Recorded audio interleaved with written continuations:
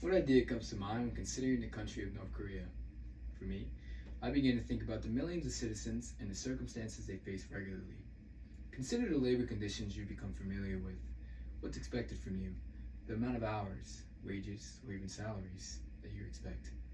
Now try to imagine labor being forced upon you with the understanding that declining the work leads to imprisonment, inevitably leading to working in a labor camp under inhumane conditions without any compensation. You see, in North Korea, these are the conditions many of the citizens are faced with, and it has become the norm.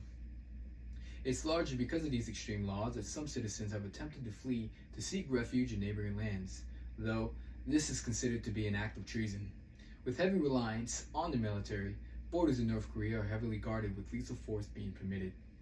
Of course, it's understood that the Supreme Leader Kim Jong-un is to be held responsible, but instead attempts to justify his regime. While speaking to my professor, Reed Markham, we discussed how the masses of North Korea are influenced. It was to my surprise to learn that the justification fed to the masses lies behind the idea that the lineage of the Uns are effectively a form of divine intervention.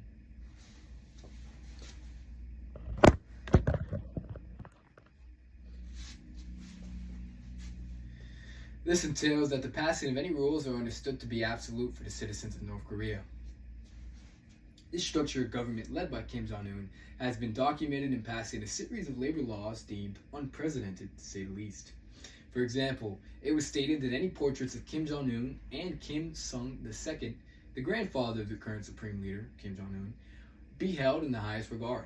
So much so that in case of a building catching fire, the portraits must be prioritized and safely escorted outside of such building before anyone is legally allowed to prioritize theirself. Unfortunately, there doesn't appear to be any contrary beliefs to this ideology, leaving North Korean citizens with little else besides accepting these stipulations as being the truth. An additional law that once again seems unmatched anywhere else is the condition that laborers are expected to follow the routine of working for 8 hours consecutively, studying for an additional 8 hours afterwards, and then sleeping for 8 hours. This is especially apparent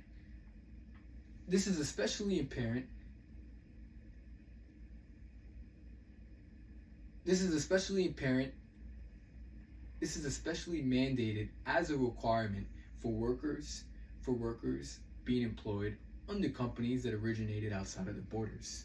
For example, South Korea has taken steps to ease tensions between itself and the North by looking to establish mutually beneficial diplomatic arrangements. As such, with the efforts largely funded by South Korea, trade and interdependence between the two emerging countries has been initiated through the expansion and implementation of the KIC, formerly known as the Kaesong Industrial Complex, stationed on the north side of the border, as the visual will show. Try to get a little focus. That aside, it's to my interpretation that in regards an Alaskan ordinance in which North Korea provides labor for South Korean companies through the KIC, thousands of jobs, almost entirely dependent on North Korean laborers, have been created and continuously ongoing despite obstacles arising occasionally. Some obstacles, which this was a little bit of interest, were at some points exchanges between the military.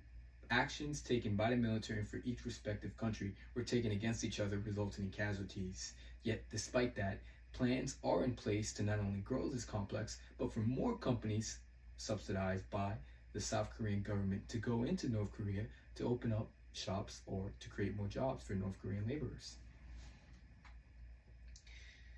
As for the conditions of laborers in North Korea, it's reported that workers are paid $67.40 on average when they worked 54.9 hours a week, according to official statements by the management team of the KIC.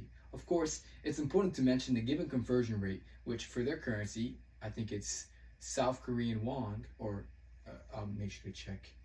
It is North Korean won, I apologize. 150 of those translates or converts into $1 US, and it's under the assumption that it is used as the metric for the article.